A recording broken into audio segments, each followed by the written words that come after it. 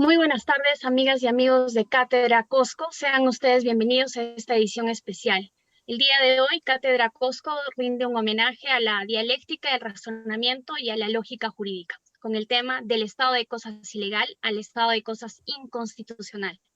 Nuestros ponentes, el doctor Franklin Gregorio Gutiérrez Merino y el doctor Fernando Murillo Flores. Vamos a proceder a presentar a nuestro primer ponente, a nuestro invitado, el doctor Franklin Gregorio Gutiérrez Merino. Él es abogado por la Universidad de San Martín de Porres, es magíster en Derecho Civil y Comercial por la Universidad Nacional Mayor de San Marcos, fue abogado consultor del Ministerio de Economía y Finanzas, también fue asesor del Congreso de la República y asesor principal de la Comisión de Comercio Exterior y Turismo. También fue abogado de OCIPTEL. Actualmente es juez superior titular de la Corte Superior de Justicia de Cusco y se desempeña como presidente de la Sala Mixta de la Convención de la Corte Superior de Justicia de Cusco. Nuestro segundo ponente es nuestro director, el doctor Fernando Murillo Flores. Él es bachiller y abogado en Derecho y abogado por la Universidad Andina del Cusco, es magíster en Derecho Civil y Procesal Civil por la Universidad Nacional de San Antonio Abad del Cusco. Es profesor de la Escuela de Posgrado de la Universidad Andina del Cusco. También es profesor asociado de la Academia de la Magistratura. Sabemos que es director de Cátedra Cosco y es juez superior titular de la Corte Superior de Justicia de Cusco y se desempeña como presidente de la Segunda Sala Laboral de la Corte Superior de Justicia de Cusco. Hoy tenemos una tónica especial y nuestro programa va a ser el siguiente. En principio, el doctor Fernando Murillo Flores va a hacer la presentación del estado de cosas ilegal y cómo reprimir los actos ilegales posteriores. Después tenemos al doctor Franklin Gregorio Gutiérrez Merino con la presentación del estado de cosas inconstitucional y cómo reprimir los actos inconstitucionales posteriores. Posteriormente tenemos comentarios y conclusiones y agradecemos a todos ustedes a su preferencia. También les agradecemos mantener apagados vuestros micrófonos y sabemos que al final de la conferencia se sigue la ronda de preguntas. Bienvenidos a Cátedra Cosco. Doctor Franklin Gutiérrez, sea usted bienvenido. Le agradecemos la invitación y procedemos con nuestro programa. Adelante. Bueno, bien, Franklin, primero voy yo, después tú. Unas palabras iniciales, Franklin, tuyas. Sí, solamente a raíz de lo que me dijo Jesse, agradecer la invitación al doctor Fernando Murillo, también a Cátedra Cusco, por este espacio, y un abrazo acá virtual a toda la concurrencia el día de hoy. Muchas gracias. Gracias, Franklin. Entonces, empezamos. No sé si ya se está viendo mi presentación, Jesse, creo que todavía no. Todavía no se ve, doctor. Bien, voy a hacerlo un momentito.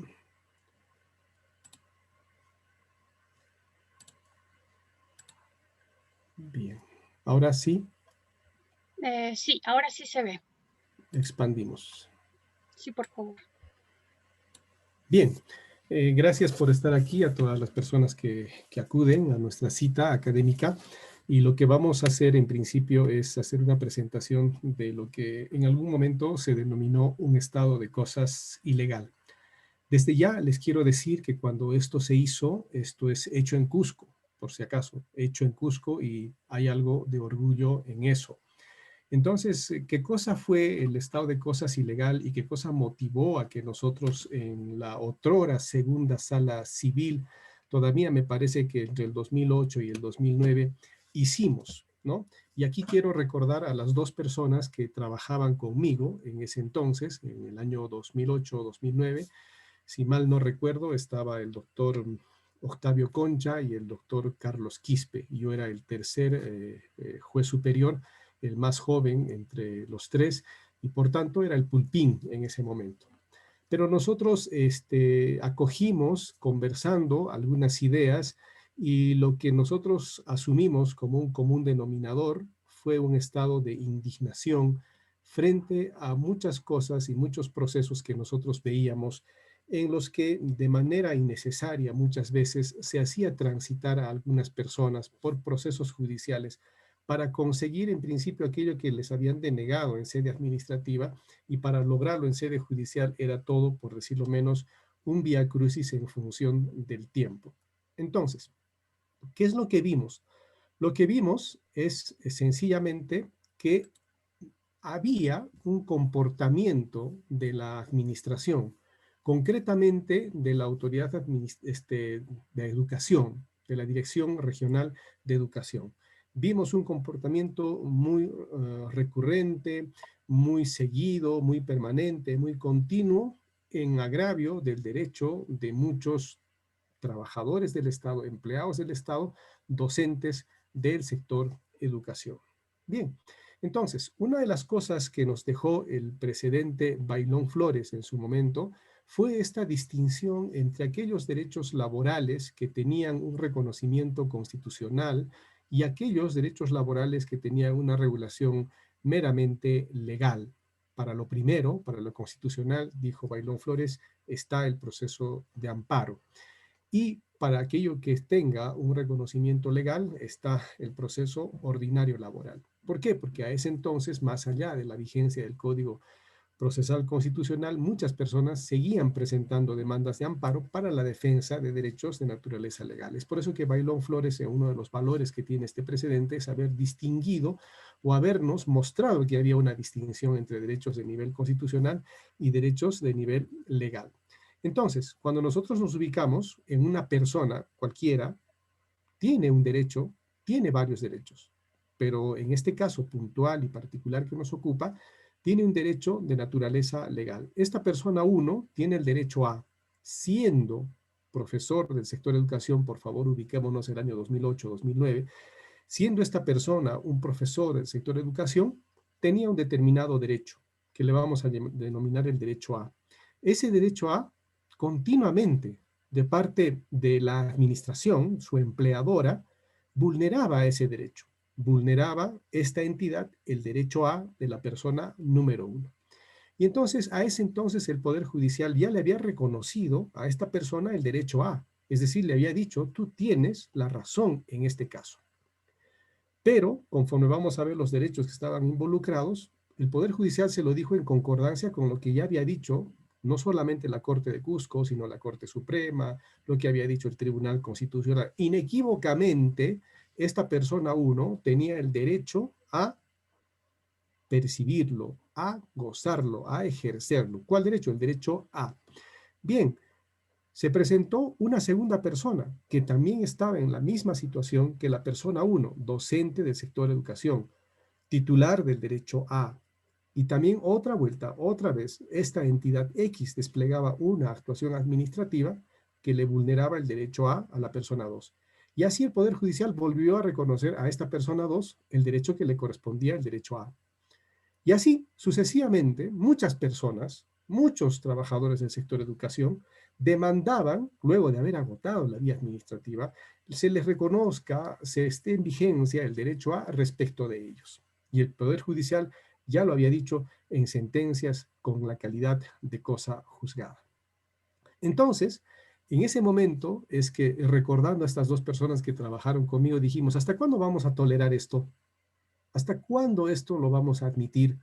Que todas las personas vengan en una situación similar, análoga, y la misma entidad administrativa les haga exactamente lo mismo respecto del derecho A.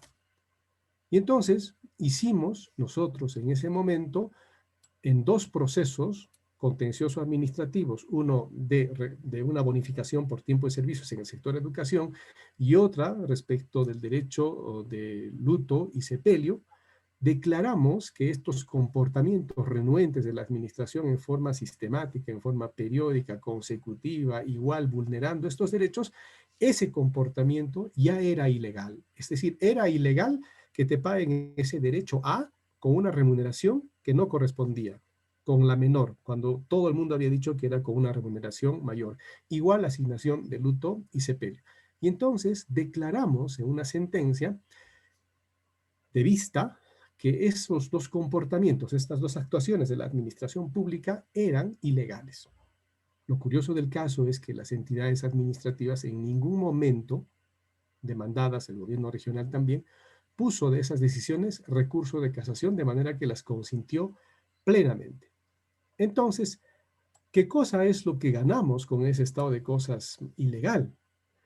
Nosotros ganamos lo siguiente. Si ustedes pueden ver el cuadrito, luego de haber declarado este estado de cosas ilegal, dijimos en esa sentencia que si mañana más tarde la persona número 5, docente del sector educación, que tenía el derecho A y que la entidad había vulnerado ese derecho A, nosotros reprimíamos y hicimos una sentencia en la cual le dijimos al juez de primera instancia, cuando tú vuelvas a encontrar este tipo de situaciones de vulneración de estos derechos, de aquellos que ya fueron declarados ilegales por nosotros, simplemente utiliza el procedimiento que está en el Código Procesal Constitucional de represión de actos homogéneos. Es decir, tú, juez, dile a la entidad ante el pedido del demandante por qué entidad le has vulnerado este derecho. Si ha cumplido 20, 25, 30 años, ¿por qué le estás pagando la bonificación con la remuneración menor cuando todo está dicho jurisdiccionalmente que es con la remuneración mayor? ¿Por qué estás pagando luto y sepelio con la remuneración menor cuando es con la remuneración mayor? Darle la opción a la entidad de que conteste en 3 días, como dice el Código Procesal Constitucional para este trámite de la represión de actos homogéneos, y si acaso no te contesta o no te contradice satisfactoriamente, de frente ya tú ordenas que le paguen ese derecho A con la remuneración que le corresponde y no con la remuneración menor. ¿Qué estábamos haciendo? Ahorrándoles a los futuros demandantes, a quien se les podía morir un pariente, a quien iba a cumplir 25 o 30 años, les estábamos diciendo, ya no es necesario que hagas un juicio. Simplemente haz un pedido y dile al juez que aquello que te hicieron, te están haciendo, es exactamente igual a aquello que ya ha sido declarado un comportamiento ilegal. Y si acaso la entidad administrativa no da una opción, no da una respuesta satisfactoria, entonces tú, juez, de frente ordenas que se le pague como corresponde. Eso fue lo que hicimos en la segunda sala civil el año 2008-2009.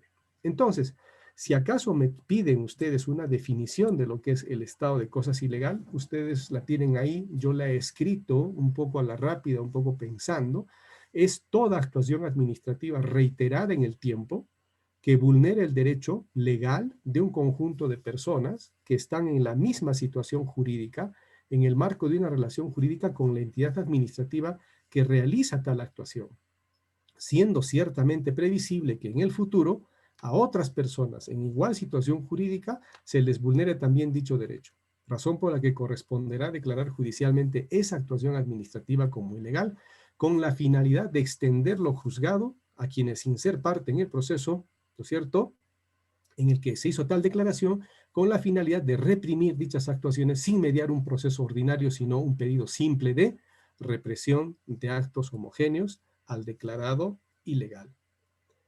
En resumen, lo que nosotros hicimos fue detectar una actuación de la entidad administrativa que se iba repitiendo constantemente en agravio de un derecho o de derechos de los profesores del sector educación.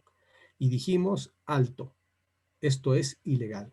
Y a los futuros demandantes les decíamos, ya no inicies un proceso tan largo, ya ni siquiera agotes la vía administrativa, simplemente anda ante el juez y dile, me están haciendo lo mismo que ya le hicieron a otros y que ha sido declarado ilegal. Ordena que me respeten el derecho. Bien, entonces ese es el estado de cosas ilegal que lo hicimos en 2008, 2009, no recuerdo bien, en la Corte Superior de Justicia de Cusco, en esos 2 temas que ustedes tienen a bien ver en la diapositiva, la asignación por luto y el reembolso de gasto de sepelio y la bonificación por tiempo de servicios. Obviamente, la entidad administrativa, ante un pedido de represión de actos ilegales, lo único que tendría que hacer la entidad administrativa, en el caso de tiempo de servicios, por ejemplo, es acreditar que no es profesor del sector de educación, acreditar que no cumplió con un número de años de servicio, acreditar que no se pagó de menos. Vean ustedes que las posibilidades de defensa de la entidad son muy pocas. Y si acaso no las ejerce, quiere decir que estamos ante un acto más ilegal y el juez debiera automáticamente reprimirlo. Lo propio sale con la asignación de luto y sepelio, ¿no? Acreditar que no es profesor del sector de educación, acreditar que el pariente no falleció, que no es pariente del profesor, acreditar que no hubo gastos de sepelio, acreditar que no se pagó nada, etcétera, ¿no? O sea, es limitado el derecho de defensa que tienen las entidades. Entonces, nosotros también vamos a decirles con mucho orgullo que cuando se dio la Ley Procesal del Trabajo vigente en el Cusco desde el 2010, ustedes pueden verificar este artículo 18, y el 2010, la Ley Procesal del Trabajo estaba diciendo algo exactamente similar a lo que nosotros dijimos en una resolución judicial el 2008-2009. Cuando en una sentencia se declara la existencia de afectación de un derecho que corresponda a un grupo o categoría de prestadores de servicios. Léanlo ustedes cuando tengan tiempo y es una figura exactamente similar. Bien, eso ocurrió en el Cusco del 2008. Y fíjense ustedes que me parece que este año o el año pasado, la Corte Superior de Junín, encabezados por el doctor Corrales en este caso, declaró un estado de cosas inconstitucional respecto de trabajadores del sector de educación, profesores del sector de educación, a quien determinados derechos se les venía pagando con una remuneración menor a la que realmente les correspondía. Bueno, pues entonces habrían llegado el 31 de octubre del 2019, fíjense ustedes, nosotros lo hicimos en 2008-2009, habrían llegado a la misma conclusión del atropello de los derechos a estas personas de esta manera y de esta forma con un comportamiento ilegal de las entidades administrativas. Bien, la sumilla de esa casación, de esa resolución de segunda instancia de Junín, nos dice lo siguiente, y ustedes lo pueden leer ahí, es respecto de esta bonificación especial por preparación de clases y evaluación. Y lo han declarado ese comportamiento renuente a pagar como corresponde ese derecho, lo han declarado un estado de cosas inconstitucional. Al margen de que nosotros hayamos declarado un estado de cosas ilegal y ellos hayan declarado un estado de cosas inconstitucional, eso es una diferencia, pero se ha hecho lo mismo respecto de una situación de la administración pública muy recurrente respecto del derecho de personas como son los profesores en ese momento. Entonces, Doctor Fernando, usted disculpe 2 minutos para ok, finalizar su exposición. gracias, ya termino, gracias. Entonces, fíjense ustedes que en esa sentencia de Junín, la pueden ustedes verificar, ahí tienen el número, ahí tienen el número. En esa sentencia de Junín, fíjense lo que se dice. Y eso a mí me emocionó bastante, porque se reconoció lo que se había hecho en Cusco, lo hecho en Cusco. Y dice el punto 10, en el Poder Judicial hemos de recordar la sentencia de vista emitida en el Distrito Judicial de Cusco por la Segunda Sala Civil y que ha servido en parte como modelo para construir la presente sentencia. Y en cuyo blog se informa lo siguiente. Fíjense ustedes lo que nosotros escribimos con relación a la bonificación de 20, 25 y 30 años en su oportunidad, que se pagaba con una remuneración total permanente y no con una remuneración menor, ¿no es cierto? Entonces, fíjense que eso fue recogido por Junín y también en la sentencia de Junín se dice esto respecto del otro proceso de luto y sepelio. Entenderán entonces ustedes, estimados amigos que me escuchan, que lo que se hizo en ese momento, 2008-2009 en el Cusco, declarando un determinado comportamiento de la administración pública como un estado de cosas ilegal, ha sido recogido por otra corte. Lo que ha sucedido es que esta otra corte, con la modernidad que hay ahora, dio a conocer esa sentencia, la noticia dio vuelta al Perú con tantos portales legales que hay de noticias y se hizo conocer. Y cuando yo leía lo que se estaba haciendo ahí, dije, y nosotros lo hicimos antes, y a Dios gracias encontré un acto de honestidad en Junín, y le saludo desde aquí al doctor Corrales, de reconocer que nosotros dimos el primer paso en ese sentido. Algún día, si es que hay tiempo de repente en esta ocasión, les conté qué suerte corrió esta decisión judicial en el Cusco. Si hay tiempo, como digo, les contaré, pero lo hicimos en el Cusco, se ha reconocido en la Corte de Junín y de ahora el doctor Franklin Gutiérrez de repente nos va a informar al respecto. Esta tendencia se está expandiendo. Podemos o no estar de acuerdo con que sea un estado de cosas inconstitucional, pero hay una cierta tendencia del Poder Judicial de ya ir percibiendo determinados comportamientos de la administración que vulneran derechos de muchas personas y que hay que ponerle determinado coto. Bien, esa ha sido mi participación en estos primeros 15 minutos y doy pase al doctor Franklin Gutiérrez para que exponga su tema. Franklin, te escuchamos. Franklin. ¿Tu micro Doctor está apagado? Franklin, muy Sí, buenas tardes. Agradeceríamos si puede activar su micrófono y su cámara, por favor. sí, ya está activado mi micrófono y también mi cámara, pero me dice que el hospedador detuvo mi cámara. Es un mensaje que me sale acá en Ya, la puedes pantalla. empezar, Franklin, y vemos cómo solucionamos eso. Claro, claro, vamos a empezar en todo caso. Yo también tengo una presentación, voy a... Ya la puedes presentar, la puedes compartir. ¿Tu micro se ha apagado, Franklin?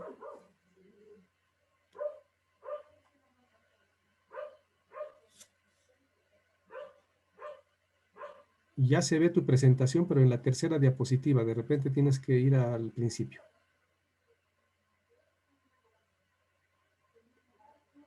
Doctor Franklin, usted disculpe, si podría reactivar también su micrófono, le agradeceríamos.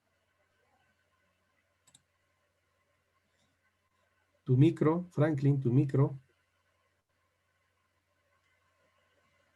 Ahí se me escucha mejor. Ya te escuchamos, Franklin. Se le escucha, doctor. Muy bien, decía que mientras estaba Franklin, con... ¿puedes expandir tus diapositivas? Expándelas, están con los cuadraditos hacia la izquierda. Ahora sí, Ah, no ya. sé qué has hecho, pero apareció otra ventana. Pero sí se ve, sí se ve. Sí se ve, sí se ve. Bien, nuevamente, por favor, en este breve tiempo de minutos, agradecer al doctor Murillo por su invitación, mañana a Cátedra Cusco, y a todo el auditorio que se dé un tiempo para escuchar un tema que es el estado de cosas inconstitucional, que lo voy a simplificar con el nombre de ESI, para no decir un nombre tan largo. Rápidamente, porque el tiempo es un apremiante, ¿no? Este ESI, ¿qué cosa es? Es una sentencia judicial, es una declaración judicial que se da cuando el juzgador advierte una disociación, una diferencia entre lo que es el derecho, la norma positiva, expresa, y la realidad. Pero una sentencia que tiene por finalidad subsanar, remediar fallas estructurales. Por eso es conocido como una sentencia estructural. ¿Y para qué sirve? Básicamente, para que a nivel del juez, esta sentencia exhorte a los otros poderes públicos la realización, la materialización de políticas públicas, especialmente lo que son derechos sociales. Dijo Dr. Murillo, el derecho al pago de la bonificación diferencial, el derecho al pago del subsidio por luto y sepelio, derechos sociales. ¿Y cómo se hace? Hagamos una analogía. En esta sentencia de un estado de cosas inconstitucional, no se declara inconstitucional una ley, se declara inconstitucional un hecho, una cuestión fáctica. O sea, se homologa el hecho a la norma. Esa es básicamente una definición. Ahora, este ESI, por si acaso, no está en ninguna norma legal. Esto es una creación jurisprudencial, netamente jurisprudencial. ¿De dónde viene? Viene de Colombia. Colombia ha desarrollado esto acá desde el año 97. Tiene diversos temas. No hablemos aquí, digamos, de precedentes, no hablemos de temas. Por ejemplo, en Colombia no se le pagaba, por ejemplo, perdón, habían docentes que eran servidores activos y que no estaban incluidos, por ejemplo, en lo que es el salud colombiano. Entonces, ante esa vulneración masiva de los docentes, la Corte Constitucional de Colombia emitió una sentencia que declaraba un ESI en Colombia. Por ejemplo, la mora de la Caja Nacional de Pensiones, lo que vendría a ser la ONP peruana, es resolver peticiones previsionales. Por ejemplo, vamos a ver acá con mi mouse, en todo caso, la violación de los derechos de sindicados y reclusos en las cárceles. Una sentencia que también ha sido emitida en el Perú en el año 2020. Entonces, hay diversidad de temas que ya la Corte colombiana ha estado emitiendo. Pero ojo, son sentencias que derivan de procesos de tutela. La tutela es el similar de la acción de amparo en el Perú. Entonces, en Colombia, la Corte Constitucional de Colombia, que vendría a ser el TC peruano, en una sentencia de amparo resuelve el amparo en caso concreto y además aprovecha la oportunidad para declarar el estado de cosas inconstitucional, para tratar de remediar una falla estructural en la política pública colombiana. Sentencia emblemática, la T-025 de tutela, el caso de los desplazados. Ustedes saben que Colombia tiene tuvo una guerra civil muy amplia, muy larga, y miles de personas se desplazaban de una provincia a otra provincia. Si aquí en el Perú hemos sufrido el tema con Ayacucho, Huancavelica, Apurímac, en Colombia era mucho más fuerte este escenario de desplazados de pobladores de origen a otra ciudad. Acá no voy a explicar mucho los factores, básicamente ya el doctor Murillo dijo algo al respecto: vulneración masiva, hay, digamos, la no expedición de medidas legislativas del Congreso de la República, hay problemas sociales, etc. Ustedes pueden buscar la sentencia en la web de la Corte de Colombia y van a encontrar desarrollado cada uno de los factores por los cuales se puede declarar una sentencia ESI, un estado de cosas inconstitucional. Básicamente, entonces, una sentencia del ESI tiene 3 puntos o 3 características. Primero, un contenido sustantivo, o sea, tiene por finalidad diagnosticar que hay una falla estructural en las políticas públicas, ya sea del Poder Ejecutivo, ya sea del Poder Legislativo o ya sea también del Poder Judicial. Son fallas estructurales. Y ojo, no es que se demande de manera expresa una persona, pido que el tribunal declare el estado de constitucional en tal tema. No, como les digo, el Tribunal Constitucional aprovecha una acción de amparo, un habeas data, para emitir una sentencia de este tipo. Segunda característica, los remedios. Las soluciones son: no me voy a entrometer en la política pública o en la política de presupuesto público, sino voy a establecer unos remedios generales. Voy a establecer una mesa de diálogo para buscar una solución. Por ejemplo, en las cárceles, voy a convocar al INPE para que haga una política pública, voy a convocar al MES para que dé los recursos, voy a convocar a la Defensoría del Pueblo para que pueda supervisar, etc. Y el tercer punto es que tiene que haber mecanismos de monitoreo. O sea, ¿cómo monitorear una sentencia que ha declarado un ESI? ¿Para qué? Para superar, para vencer ese estado de cosas inconstitucional.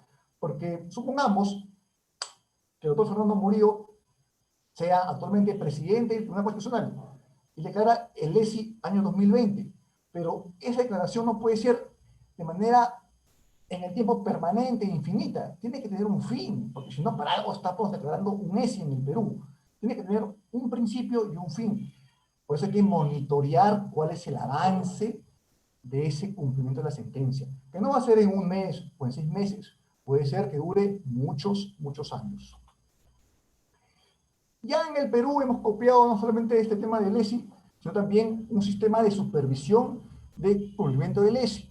Salió publicado en junio de 2020 en la pandemia un sistema integrado, 1, por el Pleno del TC, máxima instancia; 2, un magistrado coordinador, que es el magistrado Eloy Espinosa Saldaña; y tercero, una comisión de supervisión que está integrado por asesores del tribunal.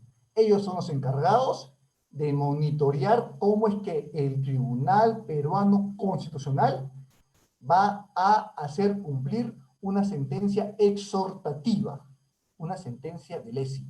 Lo harán mensual, semestral, eso lo van a organizar, pero ya hemos creado dentro del tribunal un nuevo organismo, o un organismo chiquito, un petit comité, para el monitoreo de la sentencia del ESI. Ahora, vamos un poco a este punto de acá. La historia del ESI en el Perú, yo diría así: el ESI en el Perú es un adolescente, es un muchacho que todavía no ha cuajado. O sea, no ha cuajado. Y quiero esto que tengan muy claro por qué. Porque una pregunta que se harán tal vez los colegas jueces que me escuchan el día de hoy, también los servicios jurisdiccionales, es: el ESI en el Perú lo declara el Tribunal Constitucional del Perú, máxima instancia. ¿Puede un juez del Poder Judicial emitir una sentencia del ESI? Reitero, el ESI en el Perú lo declara el Tribunal Constitucional. La pregunta es, ¿puede un juez del Poder Judicial declarar un ESI? ¿Puede Franklin Gutiérrez emitir sentencia declarando un estado de cosas inconstitucional? Adelanto mi conclusión, si es que me gana el tiempo. La respuesta es afirmativa. Yo como juez del Poder Judicial sí puedo y tengo facultades para emitir una sentencia que declara un estado de cosas inconstitucional. Sin embargo, también acá adelanto otro punto, otra conclusión.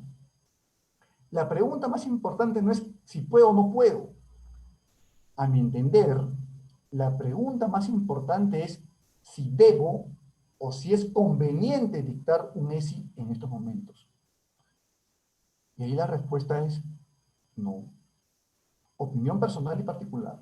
O sea, yo sí considero que un juez del Poder Judicial tiene toda la facultad de atribución para emitir una sentencia que declara un estado de cosas inconstitucional. Sin embargo, creo que no es conveniente por ahora. ¿Y por qué? Porque miren la cronología histórica que no miente, acá en este cuadro de acá. En todas las sentencias del Tribunal Constitucional peruano que declaran un ESI, han habido temas muy polémicos y temas muy debatibles. Y en la mayoría de los casos son sentencias que no han sido emitidas con carácter de unanimidad. Es decir, el tribunal en el Perú está legitimado, tiene legitimidad. Sin embargo, aquellas sentencias donde declara un ESI tambalea. Es lo que yo advierto. Año 2004, famoso caso de la juez superior de Lambayeque, Julia Elisa Arellano Cerquén, que pidió varias actas para que se le pueda mostrar su acta del CNM donde no fue ratificada. Primera sentencia, ¿no? Se lo con un ESI. 3 magistrados. No fueron 7, fueron 3 magistrados. Yarlequé Torres, también 3 magistrados. Una empresa, 2005 ya. 2007, tercer caso, Express Cars. Era una empresa que impugnaba vía acción de amparo, el sistema de percepciones tributarias. O sea, era importadora de vehículos y le cobraban el IGB por adelantado. Les demandan y dicen, bueno, señores, sí, declaramos una tu demanda y además, aparte declaramos un MESI, 5 magistrados. La única sentencia que tiene 7 magistrados por unanimidad es la sentencia del 2010 de la ONP. La ONP había interpuesto acción de amparo contra una sala civil por un extremo de una sentencia de vista que lo condenaba a pagar intereses legales, un tema previsional. ¿Y qué dijo el TC? Oye, ONP, tú te pasas, ¿ah? Tenemos cantidad de pronunciamientos, hay una vulneración masiva, en los cuales ya dijimos que debes pagar intereses legales y tú demandas amparo contra una sala civil. No fastidies, ONP. Tienes un montón de estudios jurídicos, pagas a tus abogados. Así que vamos a declarar el estado de cosas inconstitucional por la actitud temeraria de la ONP. Año 2010, la única en la cual el tribunal sacó una sentencia de ESI con 7 magistrados sin ningún voto singular, ningún voto en contra. Es la sentencia más pura que hay en un ESI. Y después ya hay diferentes, por ejemplo, temas que han sido, digamos, con votos singulares, ¿no? El voto singular en el TC tendría que ser el similar del voto en discordia en el Poder Judicial. Por ejemplo, el caso de acá, 2016, de Mezquita Oliviera, ciudadano brasileño, casado con una peruana que vivía en Puerto Maldonado, en Madre de Dios, y de pronto tenía sus hijos ahí en Madre de Dios, y de pronto se le venció el tema de la residencia en el Perú, y Migraciones lo expulsó del Perú y le impidió regresar al Perú. Entonces, demandó acción de amparo de Mezquita Oliviera y ganó el amparo, pues era obvio que no se le podía separar a un par de sus hijos. Y el tribunal aprovechó ese caso para decir, ok, voy a declarar una sentencia de lesi. Sin embargo, votos singulares de Ledesma Narváez y San Roque Taboada. sea, no hay acuerdo. Hay infinidad de casos, por ejemplo, el tema, por ejemplo, el último acá, el 2020, ese año acá, CCB 2020, es la sentencia peruana sobre hacinamiento carcelario, la cual el tribunal dijo, bueno, en fin, demandó a un señor porque no le dan atención médica en la cárcel y consiguientemente voy a aprovechar para evaluar cómo está la situación real de las cárceles. Hay hacinamiento, no hay agua potable, no tienen medicina, están sobrepobladas, consiguientemente voy a crear un ESI, y le han dado inclusive hasta 5 años, creo, al Estado peruano para poder mejorar esta situación carcelaria bajo apercibimiento de cerrar algunas cárceles, por ejemplo. Pero lo que vendría a ser en el Perú el caso emblemático no lo es, porque votos realmente contrarios, singulares, ¿de quién? O a través de Sardón, a través de Esperanza Saldaña, que le han dado duro al voto oponente. Entonces, no hay como en Colombia un caso emblemático de los desplazados, no lo hay.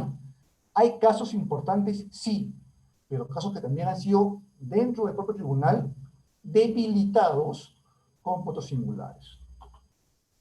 Por ejemplo, en el Doctor, tema de las cárceles. disculpe, 2 minutos para culminar su primera exposición. En el tema de las cárceles, por ejemplo, Ferrer Taboada dice, no es función del tribunal declarar un ESI, no lo es. Entonces, ¿qué dice Espinosa? Que no se ha convocado a nadie, o sea, el tribunal ha resuelto en el escritorio, a diferencia de Colombia, donde en Colombia fueron a ver las cárceles, pisaron a ver en las cárceles, acá en el Perú nada. Pero esto lo va a pasar todo caso por acá, y acá está lo principal. Yo, juez del Poder Judicial, sí puedo dictar un ESI. ¿Por qué?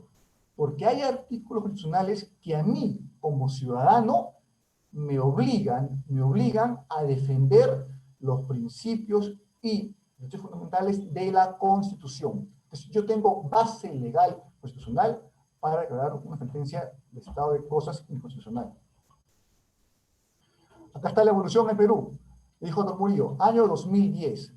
El doctor Murillo ha sido pionero, y eso hay que reconocerlo a nivel nacional. Yo lo reconocí hace poquito en una exposición que tuve para la MAJ. El doctor Murillo ha sido un juez que ha sido progresista. Y acá en nosotros tenemos que ser progresistas, tenemos que siempre vencer los miedos, superar los miedos. El doctor Murillo, la verdad, es un orgullo pertenecer a la Corte del Cusco, porque sacó en el 2010, mucho tiempo antes, sentencias donde declaraba el estado de cosas ilegal, que luego fue tal vez replicado en Junín por el doctor Corrales en 2019, en Lima, por un jugador constitucional del 2020, de un caso de un intersex que demandó en 2020. Ese poquito, 2000 también Junín Selva Central, y también Junín, claro, Selva Central. Entonces, no hay que tener miedo al activismo judicial o al progresismo judicial. Menos aún en casos, por ejemplo, de derechos fundamentales, derechos sociales, derecho de familia. Hay que afrontar las cosas, hay que ser progresistas y ser, digamos, pioneros y no ser, digamos, timoratos para resolver cosas, ¿no? Ahora, ¿por qué digo que en realidad no es conveniente hoy en día que un juez del Poder Judicial dicte un ESI? Uno, porque este es un adolescente, muchacho, que todavía no ha cuajado en el TC. Y segundo, porque en realidad en muchos casos tal vez no tienen una posibilidad de llegar al tribunal, porque son demandas, por ejemplo, laborales, ¿no? Y porque nos convierte un poquito, en cierta forma, en una república federal. Colombia, en sus orígenes, era república federal. Tiene un ADN por ahí federativo. El Perú no. Entonces, hay que ser primero fuertes en el tema interno y el Poder Judicial tal vez buscar mecanismos, mejor doctor Murillo, para que un ciudadano no transite por todo el camino judicial ordinario, sino que de frente vaya a pedir ejecución de sentencia cuando tenga ya un precedente de un ESI declarado por el tribunal. Espero que esta idea se me haya entendido, o si no, al final de la jornada lo voy un poco a aclarar más para mayor amplitud. Y bueno, voy a ser como en tiempo respetuoso y gracias, Jessy, por tu amabilidad. Gracias a usted, doctor Franklin. Bueno, Prosiguiendo con nuestro programa, en vista de que el doctor Franklin Gutiérrez ha terminado con su ponencia, retornamos con el doctor Fernando Murillo. Bien, Franklin, ¿puedes dejar de compartir? Franklin, ¿me escuchas?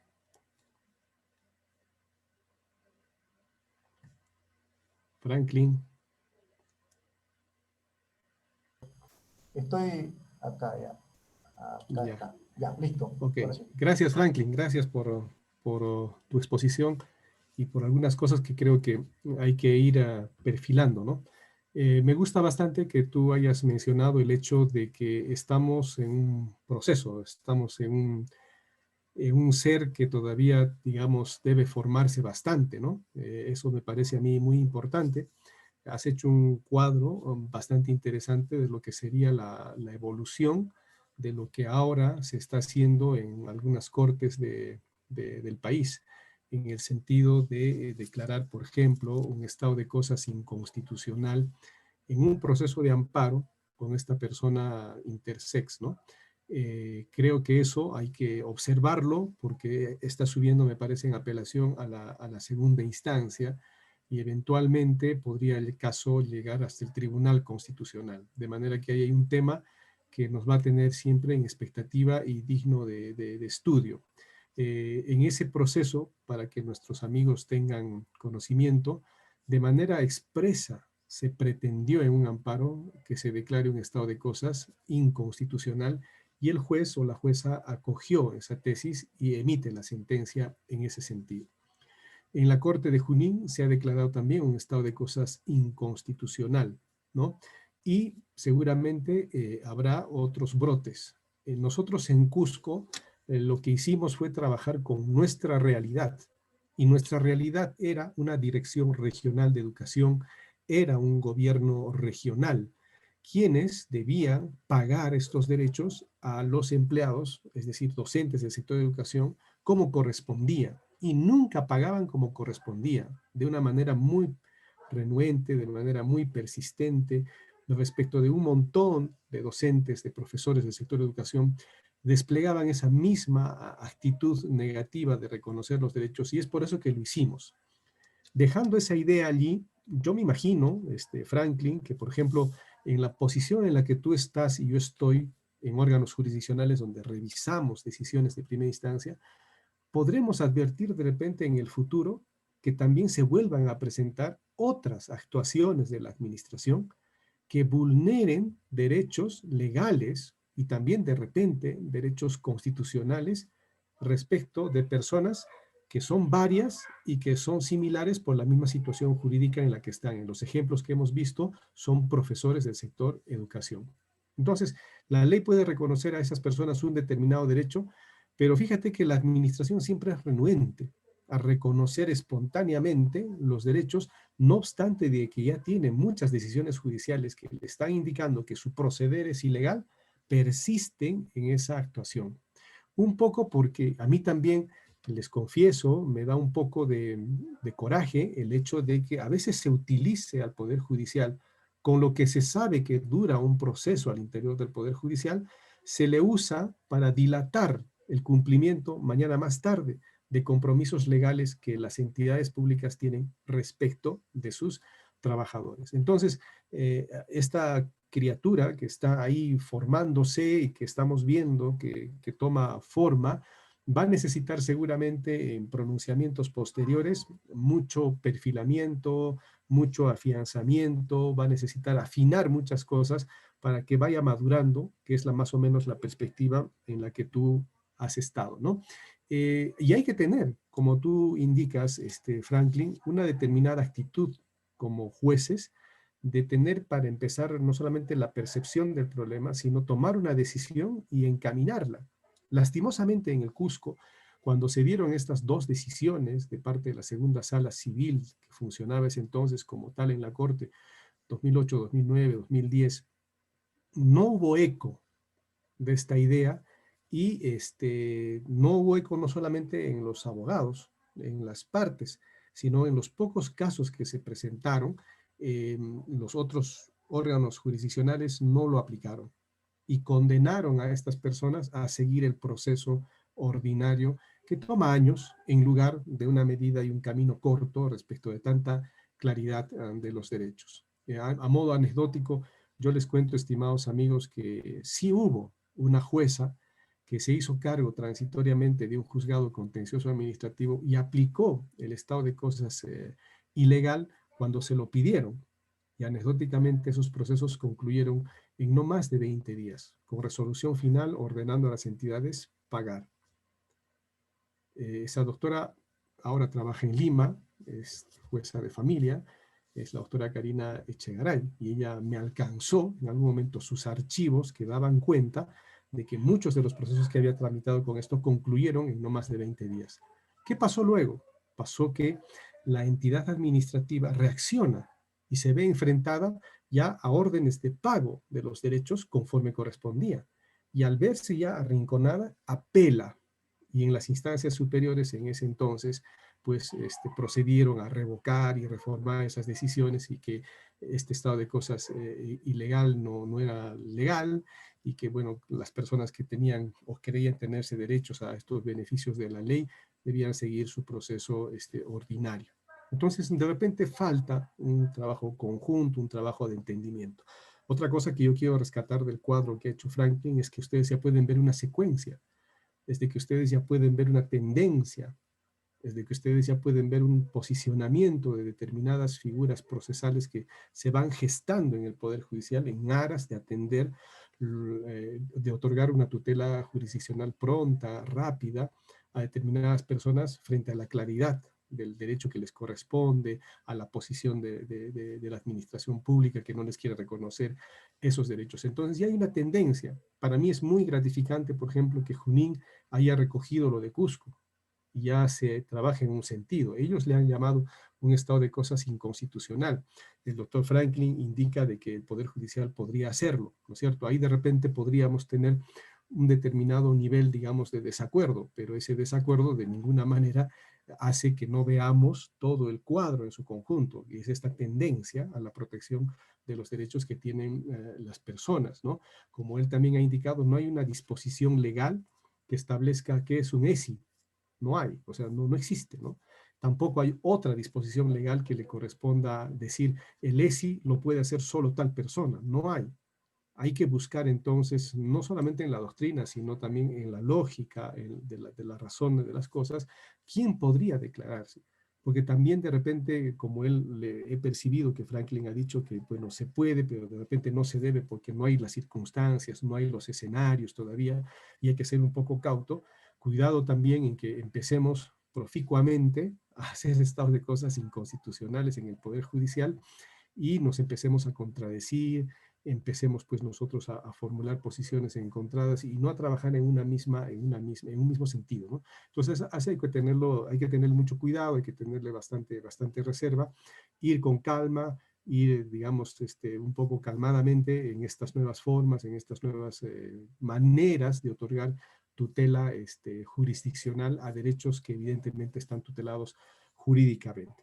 Bueno, de mi parte es ese todo el comentario respecto de tu participación, Franklin, y bueno, te cedo el uso de la palabra para lo tuyo. Gracias, doctor Fernando. Yo quiero empezar resaltando una frase del doctor Fernando. Estado de indignación.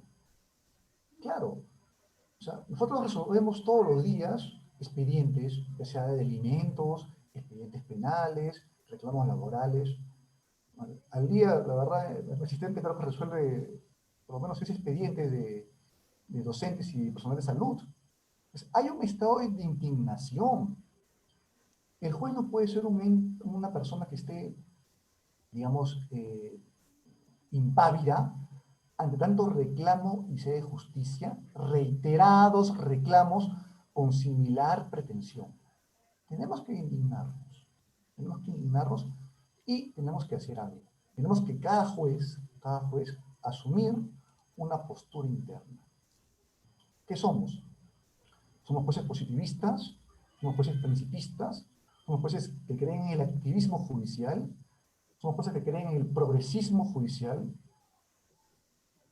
¿Qué tipo de jueces somos nosotros? ¿Qué queremos con la justicia? tenemos un amparo en nuestra nariz. ¿Vamos a hacerlo de manera positiva o vamos a tratar de hacerlo algo más allá que nos puede permitir el ser un juez constitucional? Vamos por ahí. Entonces, esa frase, doctor Fernando, me gustó mucho, estado de indignación. Me gustó mucho. ¿Y por qué lo digo? Porque todos, más allá de jueces, somos ciudadanos. Y como somos ciudadanos, entonces, todos tenemos el derecho de interpretar la Constitución. Todos podemos interpretar la Constitución.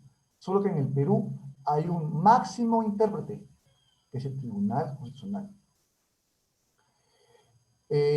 Reitero, las sentencias de 2010, doctor Fernando, me parecieron excelentes, porque yo las encontré, digamos, buceando. El colega Figueroa Gutarra, que es también amigo personal, Edwin, en Chiclayo, lo había recogido, lo había buscado y me pareció muy interesante, ¿no? El doctor Corrales también lo ha rescatado.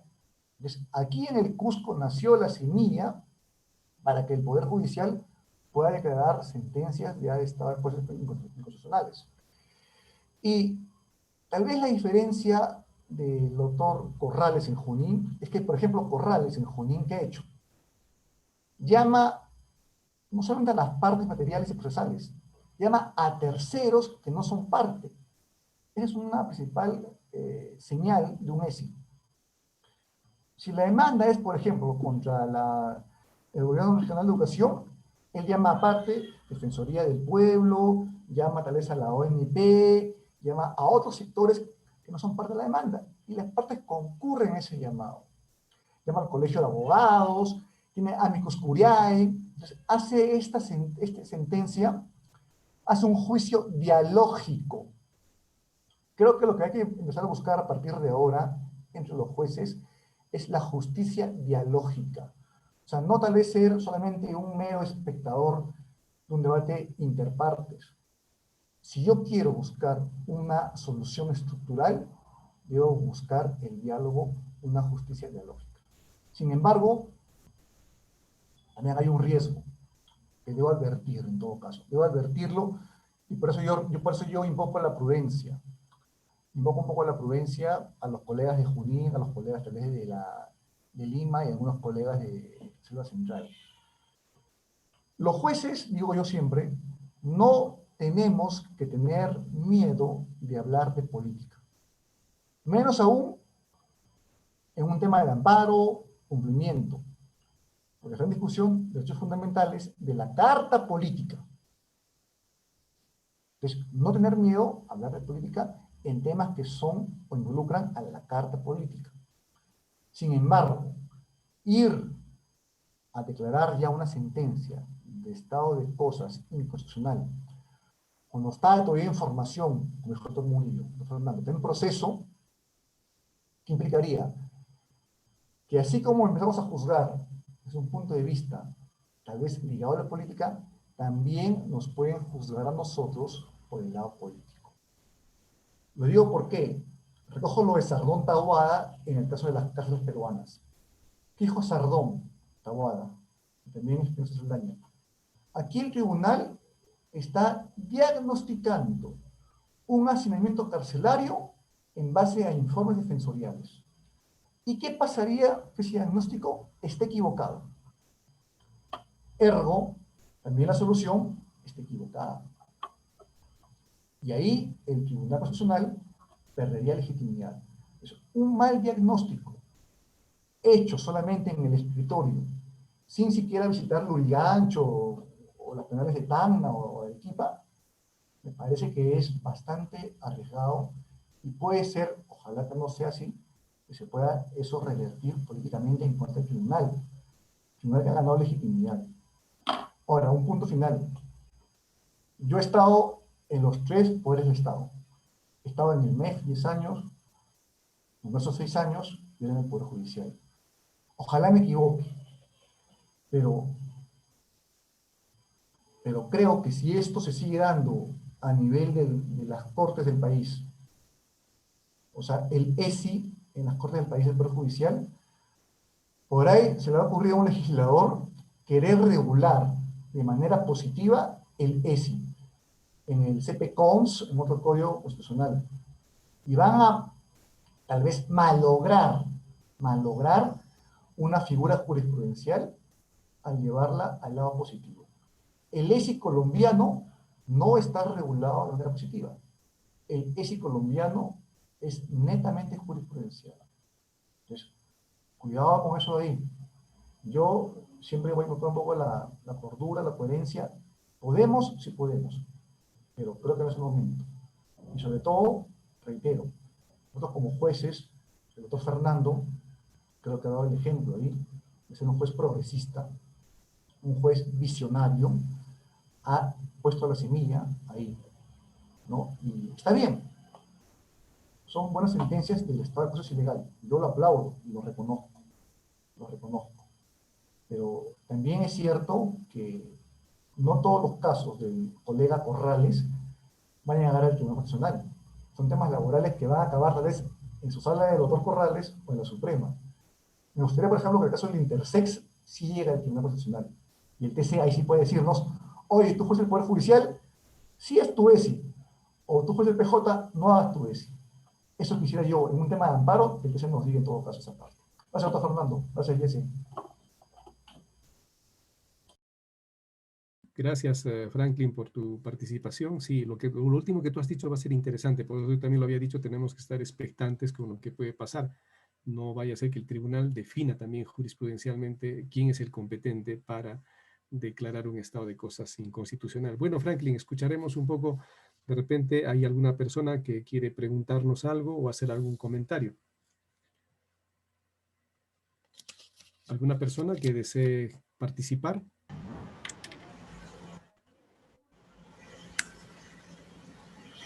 ¿Sí?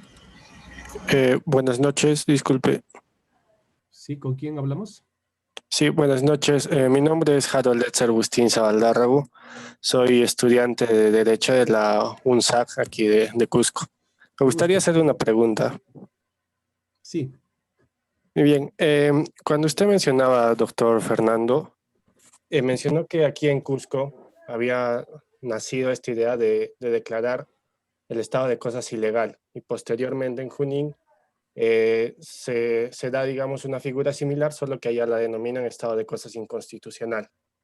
Esto significa de que aquí en Cusco los derechos sobre los cuales versaba el proceso se han interpretado como derechos que emanan de la ley y en Junín como derechos netamente a la Constitución, o es que esta diferencia de nomenclaturas tal vez en llamar a uno estado de cosas ilegal y al otro estado de cosas inconstitucional no tendría relevancia alguna. Sí, gracias Harold por tu pregunta. Al principio de mi exposición yo había citado, aunque no puse exactamente el nombrecito, una de las lecciones que nos deja Bailón Flores. Y Bailón Flores, este precedente del tribunal, nos deja sentado, nos hace ver que hay derechos de un nivel constitucional y hay derechos de un nivel legal. Entonces, nosotros cuando trabajamos el estado de cosas ilegal, nosotros percibimos que el incumplimiento de las disposiciones respecto del derecho de estos trabajadores, profesores del sector de educación, eran de un nivel legal. La bonificación por tiempo de servicios estaba en la ley, me parece que del profesorado, también está en el decreto legislativo 276. Entonces son dispositivos legales, están reconocidos en la ley, ¿no? Igual, el reembolso de gastos de sepelio, luto, son también derechos que los establece, los crea la ley. Y como el comportamiento que nosotros habíamos detectado respecto de la administración era el incumplimiento de esas disposiciones legales, y lo hacían de una manera muy seguida, consecutiva, permanente, en agravio de estos empleados del Estado, docentes del sector de educación, es que nosotros procedimos simplemente a declarar ese comportamiento de la administración como ilegal, Y al haberlo declarado, dejamos establecido que otros profesores que en el futuro cumplan años de servicio o que en el futuro lamentablemente tengan la pérdida de un familiar que amerite gastos de luto y sepelio, se les pague ya con la remuneración total, con la remuneración íntegra, no con la remuneración menor con la que se les pagaba. Entonces, nosotros hicimos eso, un estado de cosas ilegal. Me parece que lo que se ha hecho en Junín, y se puede apreciar la sentencia también porque está publicada en redes, es también trabajar con un derecho de naturaleza legal, ¿no? Con un aspecto remunerativo de naturaleza legal. Pero ellos le han denominado un estado de cosas inconstitucional. Por ejemplo, ahí podría haber una pequeña diferencia, ¿no? Pero el común denominador es que los jueces, como ha dicho el doctor Gutiérrez, advertimos, ¿no?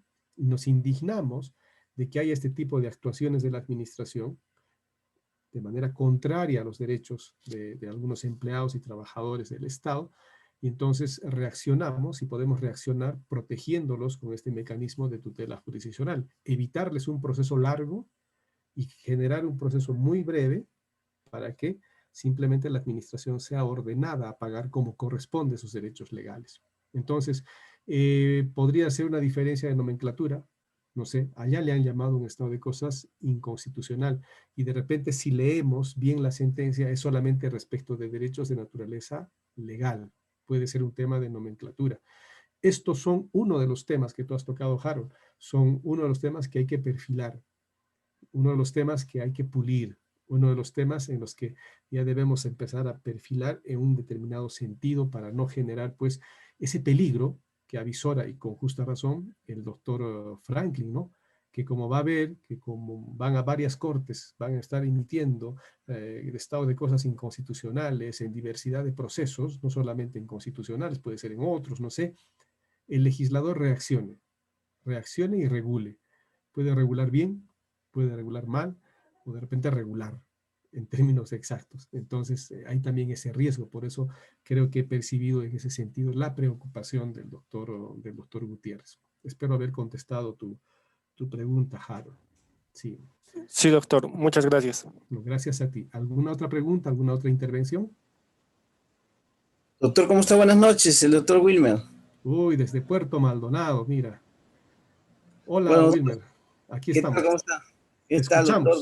Te Doctor escuchamos. Frankie, igualmente le enviamos muchos saludos. Bueno, Buena, buena, un ¿qué saludo. tal? Si bien es cierto, soy juez civil en Puerto Maldonado, juez civil provisional. Bueno, sin embargo, nos encontramos de vacaciones, pero nunca dejamos de aprovechar estos momentos de conversatorio de buenas ideas. Ya hemos estado también en su curso, doctor Franklin, y interesante, ¿no? Bueno, en principio yo quiero ir más allá, doctores. Ustedes han citado el estado de cosas ilegal, el estado de cosas inconstitucional, al margen de todas las posturas que podamos tener. Sin embargo, ustedes también deben de conocer que, por ejemplo, la Corte Interamericana de Derechos Humanos, en el caso, si mal no recuerdo, de la Asociación de Cesantes y Jubilados de la SUNAT versus Perú, también se pronunció al respecto en cuanto a este tema de un estado de cosas inconvencional, ¿cierto? Ya lo hizo un poquito sin entrar a mayores detalles en el caso 5 pensionistas y otros casos que ha tenido el Perú, el caso Itcher Brostein versus Perú, sobre todo con relación a este tema de la propiedad y el derecho a las pensiones, ¿no? Entonces, yo quería ir más allá. Si bien es cierto, trazamos una línea, ¿no? En el tema de este estado de cosas inconstitucionales que ya algunas cortes lo están declarando así. Y bueno, el doctor Fernando lo ha aclarado en el tema del reconocimiento, sin embargo, de reconocimiento infralegal. Sin embargo, no deja de ser cierto que todas estas bonificaciones, que todas estas asignaciones finalmente tienen la categoría de beneficio social, ¿no? Recordemos que el artículo 24 de la Constitución señala que el pago de las remuneraciones y de los beneficios sociales, ¿cierto?, constituye una prioridad de pago del empleador frente a sus demás obligaciones. ¿Y por qué yo decía que quería ir más allá, doctores? Porque precisamente en alguna de estas últimas discusiones de los docentes, por ejemplo, de los, de estas, perdón, no son docentes, sino personas que trabajaban en el sector de educación como profesores sin título y que han sido cesados, muchos de ellos, o algunos con título que también han cesado y que precisamente se les estaba calculando sus CTS, ¿cierto?, en base a la nueva ley de reforma magisterial.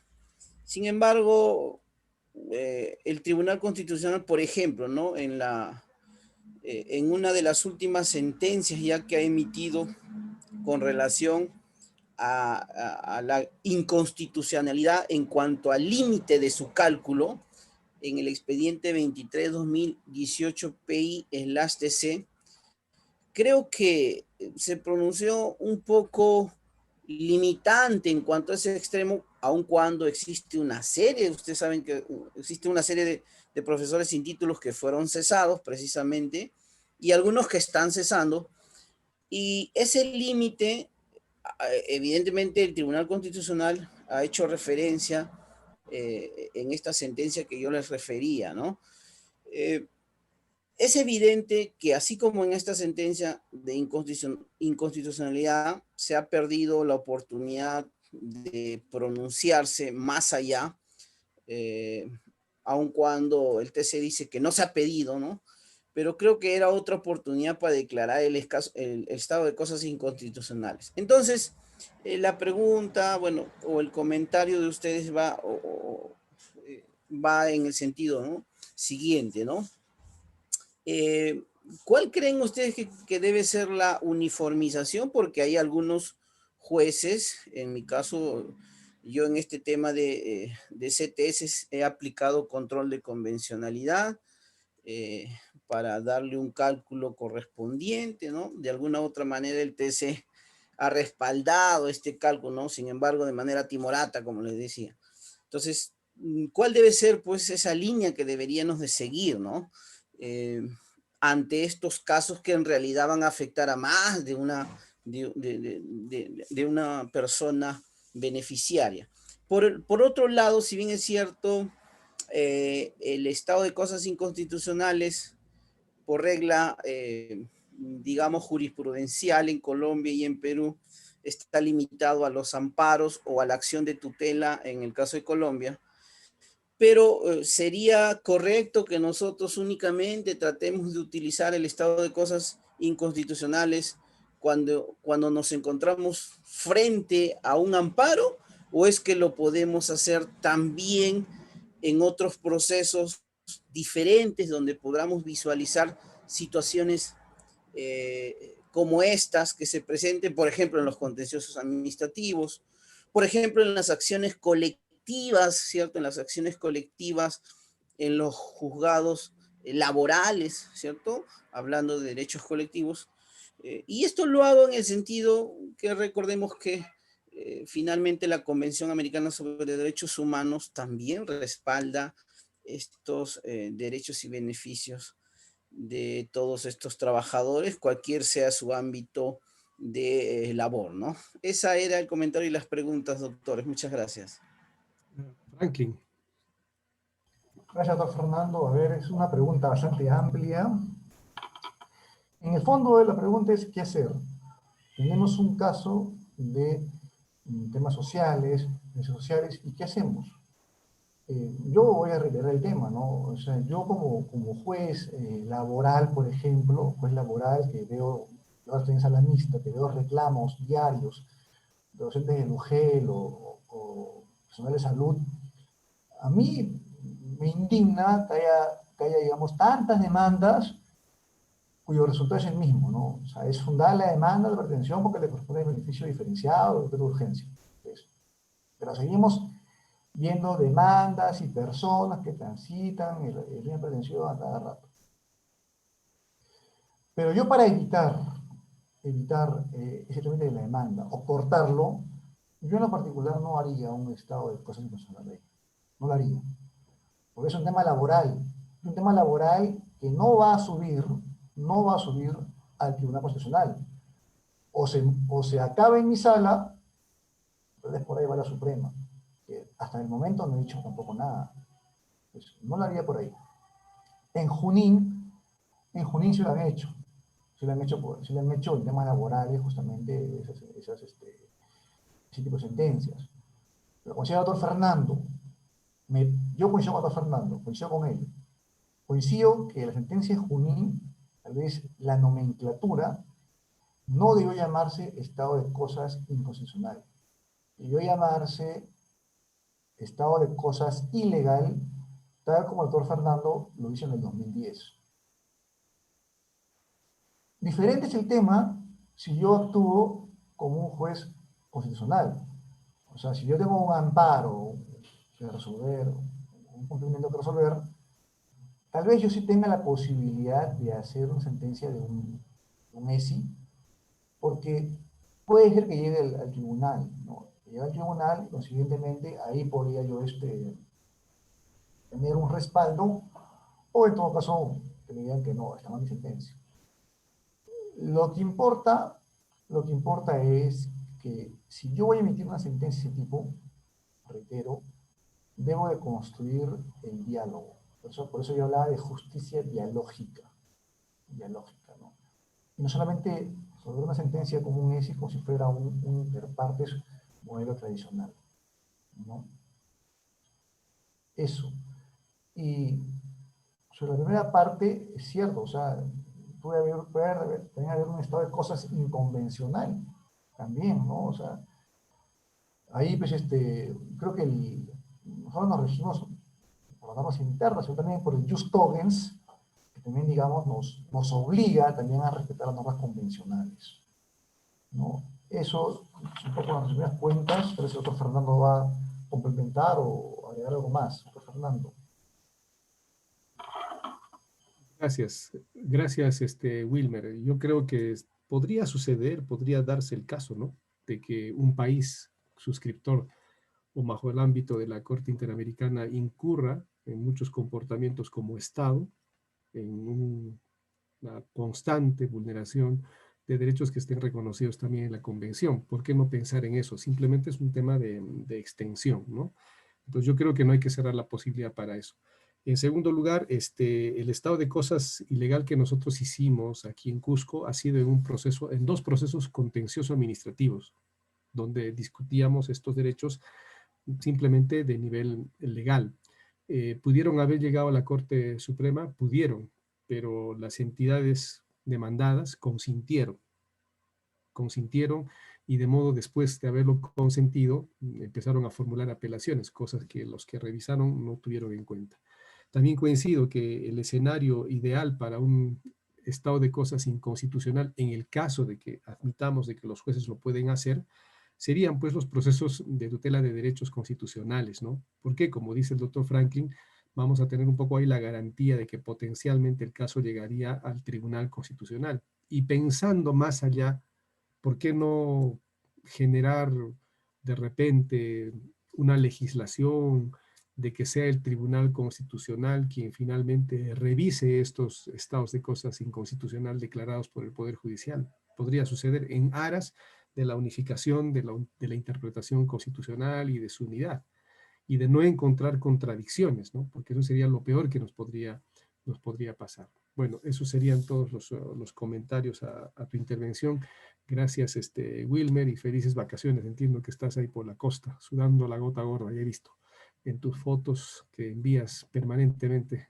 Tu felicidad es envidiable, de la buena, pero. Bien, ¿alguien más que desee preguntar? Sí, doctor Fernando, doctor Franklin, muy buenas tardes. Atendiendo a vuestras exposiciones y a lo que dijo el doctor Franklin Gutiérrez respecto al estado de cosas inconstitucional, en principio dijo que nuestro antecedente más cercano data de Colombia. Y en segundo lugar, que en Colombia no ha sido positivizado el estado de cosas inconstitucional. Atendiendo a ello, ¿cuáles serían las ventajas y desventajas de positivizar el estado de cosas inconstitucional? Y en segundo lugar, ¿cómo se podría legitimar un estado de cosas ilegal y uno inconstitucional? Gracias. A ver, yo creo que hay más desventajas de positivizar algo que nació de la jurisprudencia. Ya no hay que marcar una diferencia abismal entre el common law y el civil law. Creo que en realidad ya, miren ustedes, la oralidad civil, ¿no? Que nos acercamos ya, es un tema ya, digamos, más el common que el civil, ¿no? Entonces ya hay una cercanía cada vez en el tiempo que los se van a sacar un poco más. Entonces yo creo que si nació jurisprudencial, de manera jurisprudencial, el Congreso tiene sus debilidades, tiene sus falencias, a veces de querer coger todo, regular todo, y son seres humanos, no son expertos. Yo he estado ahí 6 años, es una cosa, los congresistas no son expertos, son solamente congresistas. Entonces, no hay uno que sea experto en derecho constitucional. Hay asesores, pero el congresista a veces la voluntad política tiene más que la voluntad técnica. Entonces, esta figura del ESI colombiano, inclusive viene de la Corte Warren de Estados Unidos, la Corte Warren de los 60, en el cual, por ejemplo, se decía, ¿no?, que ya la discriminación racial en escuelas era un tema que debía acabarse. Y la Corte Warren, a hacer las enmiendas, empezó a remediar ese fallo estructural. La famosa frase que decía, ¿no?, un detenido: usted tiene derecho a guardar silencio. Si no tiene abogado, esto va a leer un abogado. Ese es un fallo de la Corte Warren. Un fallo de una corte que era progresista, calificada como activista en un momento, pero con el tiempo lo vemos como progresistas. Entonces, hay cosas que en realidad funcionan bien sin regulación, como el caso de las sentencias de la Corte colombiana y peruana, en un estado de cosas inconstitucional. Y son cosas, instituciones que tal vez nos llevan un poco más a entrar en lo que es el common law. Entonces, nosotros en realidad no tengamos miedo a unos cambios, ¿no? Yo, la verdad, desconfío mucho de todo lo que es la sobreregulación. Entonces, por ese lado, me parece que mantengamos lo mejor en ese sentido, ¿no? Ahora, la segunda parte de la pregunta, ¿me puedes por favor repetir? Justo la estaba copiando y sí, doctor, le decía de cómo podemos dotar de legitimidad tanto al estado de cosas inconstitucional como al estado de cosas ilegal. Yo creo que hay que dotar de legitimidad al estado de cosas inconstitucional en los temas de amparo o tutela de derechos, o sea, los jueces constitucionales. Y en el tema laboral, en los temas laborales, como dice el doctor Fernando en todo caso, hay que también, por ejemplo, empezar a convocar, como ha hecho el doctor Corrales en junio, convocar pues, a las partes y también a otras entidades que no son partes, Defensoría, Colegio de Abogados, buscar, digamos, cuál es la falla estructural, gobierno regional. Dime, ¿por qué sigues sin pagar un beneficio de bonificación que tiene años ya, que sabes que debes pagar y por qué no lo pagas hasta ahora? Quiero escucharte, ¿cuál es tu problema? ¿No? ¿Por qué? O sea, es una política de Estado. Y ahí empezar, digamos, ya empezar a buscar una justicia de lógica y remediar esa falla estructural de nivel legal. O sea, una forma de legitimar es, creo, buscando la justicia dialógica. Gracias por la pregunta. Gracias, doctor. Creo que ya no hay más preguntas. ¿Y este? Doctor, ¿se me permite? Te escuchamos, doctora Anita, te escuchamos. ¿Cómo está? Buenas tardes. Gracias a ambos por su exposición. Ya me quedaron las cosas más en claro. Y en realidad le he seguido el rastro al ESI desde la emisión este año de una sentencia a raíz de un caso de una persona intersex que en su demanda además solicitó expresamente que se declare el ESI, ¿no? O sea, no es que a raíz de su proceso se declaró, lo solicitó como una de sus, como 2 pretensiones principales y precisamente fueron estas 2 pretensiones, no otras, las que fueron amparadas en esta sentencia que tiene aproximadamente 50 hojas y que este juez o jueza, no estoy segura, se demoró en emitirla 1 año, pero bien demorado porque la sentencia no solamente está estructurada de manera impecable desde el punto de vista jurídico, sino desde el punto de vista lógico, ¿no? Entonces, incluso la primera parte de la misma se desarrolla para efectos de sustentar que un juez, en este caso un juez constitucional, puede declarar un ESI, ¿no?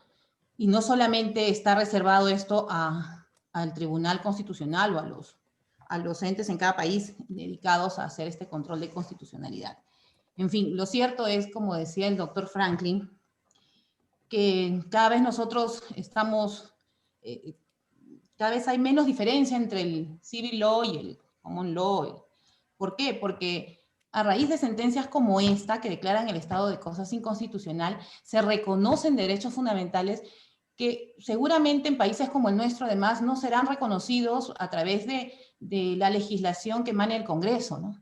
Y van a ser precisamente los jueces, en este caso los jueces constitucionales, los que van a aportar y van a lograr que esos derechos fundamentales de las mal llamadas minorías se puedan reconocer. Y el ESI me parece el mecanismo perfecto para lograrlo, ¿no? Es por eso que se requiere de ustedes valentía, coraje y además despercudirse de prejuicios, de taras y de pensamientos decimonónicos que además están de espaldas a la realidad. Y precisamente exposiciones como esta pues nos permiten no solamente saber que hay un mecanismo que podemos utilizar nosotros los abogados, sino que está en sus manos para efectos de pronunciarse en cosas tan importantes como el reconocimiento de derechos fundamentales. Eso es todo y gracias nuevamente. Gracias por tus comentarios, Anita. Yo creo que, como también el doctor Franklin ha indicado, sin perjuicio de que él también haga algún comentario, tenemos que estar muy atentos a lo que va a suceder con ese amparo al que has hecho referencia y que el doctor Franklin también lo ha mencionado, ¿no? Porque ahí hay expresamente solicitado un estado de cosas inconstitucional, es una pretensión directa en un proceso de amparo. Siempre me quedó la duda que por qué las pretensiones principales se declararon improcedentes y parece que han quedado consentidas. No tengo toda la información. De hecho, si es un amparo, hay un tema constitucional, o al menos se vio que hay un tema constitucional. Imagínate que en segunda instancia se revoque, se reforme, se declare improcedente o se declare infundado. Eso, y creo que el doctor Franklin también es de esa opinión, va a llegar al tribunal, ¿no? Y el tribunal tendrá algo que decir sobre un caso concreto. En principio, ¿de quién es la competencia para dictar un estado de cosas inconstitucional, ¿no? Entonces, ahí hay que estar atentos porque eso seguramente va a marcar una pauta, ¿no? Simplemente para cerrar esto, hay que ver también lo que ha sucedido con esta sentencia en el caso Ugarteche. Me parece que vino como improcedente, en segunda instancia también improcedente, o era fundada en primera instancia, improcedente en segunda, y se fue al tribunal, ¿no? Y el tribunal ha dicho que no hay materia constitucional, por eso lo ha declarado improcedente, ¿no? Y yo cuando expuse ese caso en una sesión de cátedra hace bastante tiempo todavía en la Corte, llegué a la conclusión de que ahí no había tema constitucional, simplemente era un tema de naturaleza legal. Yo creo que ahí no había ningún problema para que ese matrimonio celebrado en México se inscriba. Y el hecho de haberlo inscrito no significaba reconocimiento. Significaba simplemente registrar un matrimonio válidamente celebrado en el exterior que se va a regir según las reglas del derecho internacional privado conforme a esas reglas, ¿no? Entonces yo no encontré ningún problema en que se inscriba. Y bueno, de repente por ahí hay que perfilar algunas cosas, pero estas sentencias son las que precisamente nos van a ayudar a mañana más tarde tomar posiciones en otros temas similares, ¿no? Franklin, ¿tú algún comentario al respecto? Sí, yo creo que el tribunal debería afinar un poco más su antena. O sea, hay sentencias del ESI que ha declarado que la verdad considero que bien las pudo haber omitido como es. Y hay temas más urgentes. Por ejemplo, el decreto de urgencia 016. El día de ayer, con don Fernando vimos una exposición, ¿no? En el cual Nelson Reyes pretende declarar el ESI en el Poder Judicial, porque la Corte Suprema está plagada de jueces provisionales, ¿no? Entonces, es una impugnación flagrante, masiva y larga en el tiempo, sobre las normas de regulatorios judiciales, ¿no? Y un tema también que tal vez el tribunal debería poner su ojo es en las sentencias de las Cortes Superiores, que declararon un ESI en temas laborales. Entonces, yo creo que la antena del Tribunal Constitucional debe estar un poco más afinada y empezar a detectar algunos casos que, sin ser masivos, no digo que sean masivos de 100 expedientes o 1000 expedientes, tal vez ya hay expedientes que ya el tribunal puede decir, caramba, aquí esto se está esparciendo, yo debo decir algo. O sea, debo decir algo, debo pronunciarme. Aunque sea una opinión, no sé, pues un comunicado, pero creo que algo se debería decir por parte del tribunal. Si ya han creado tal vez, como puse yo, una comisión de supervisión de las sentencias del ESI, ¿por qué no reunirse esa comisión y decir a la otra ley, más que es presidente del tribunal, en el Poder Judicial hay una corriente de los jueces de crear los ESIs a nivel de justicia laboral constitucional? Digamos algo. O sea, me parece que el tribunal aquí está un poco aletargado, ¿no? Y el caso del intersex, creo que es el caso ahorita más importante para ponerle la mirada, el caso del intersexo. Y también creo que el caso de Telefónica contra el MEF, que es otro tipo de amparo, por la demora en resolver por parte del Tribunal Fiscal. ¿No? Yo, bueno, trabajé también en el Poder Ejecutivo y conozco ese tema y ambos amparos son los que creo que nos van a dar la respuesta, no sé, más adelante, sobre si podemos o no podemos declarar una sentencia de estado de cosas inconstitucional en el Poder Judicial como cosa del Poder Judicial. Gracias. Gracias, Anita. ¿Alguien más que desee preguntar o participar? Ya tenemos que ir terminando. Bien, creo que ya no hay más participaciones. Y no hay más participaciones tampoco en el chat, doctor. Ok, Franklin, nos despedimos. Unas últimas palabras para despedirnos, Franklin. Te escuchamos, Franklin.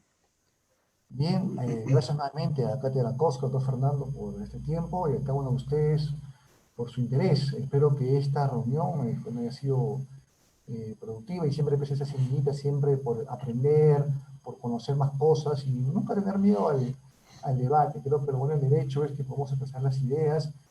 El derecho no es 2 más 2, o sea, como una ingeniería. Creo que mientras más fluya las ideas, creo que es mejor para todos nosotros, y así seremos mejores jueces, mejores asistentes, mejores profesionales. Doctor Fernando, muy agradecido con usted por el tiempo y por la invitación. Gracias. Gracias, Franklin. Los agradecidos somos nosotros por tu tiempo, por el tiempo que nos has dedicado, por tus puntos de vista, por tus opiniones que seguramente han calado en algunas personas. Todos de una u otra manera hemos aprendido algo un poco más, hemos definido de repente algunas ideas y también hemos podido vislumbrar que estamos yendo, creo, por el camino correcto. Gracias, Franklin. Y bueno, nos despedimos con todos hasta el próximo martes, en que estaremos con otro tema. Cuídense, por favor, cuidémonos todos y felicidades, muchas felicidades. Nos vemos, chao. Chao, chao con todos, chao, chao, nos vemos. Gracias, Chao. doctor.